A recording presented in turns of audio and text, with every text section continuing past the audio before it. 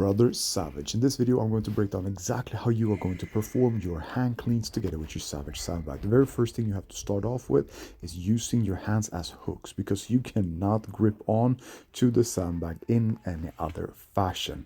So from here, I'm rocking back and forth to make sure that I have even amount of sand in my hands before I perform a clean up to my lap.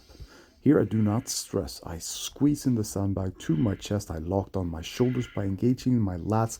I raise up my hip a little bit, and then I'm going to perform a triple extension taking place in my ankle, knee, and hip joint simultaneously to drive up the sandbag to my shoulder on repeat. Here I'm speeding up the process a little bit.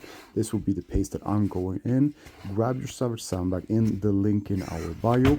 We have 100 pounds, 150 pounds, and 220 pounds in stock.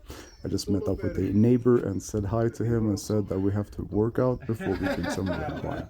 I love you, brother Savage. Let's talk soon.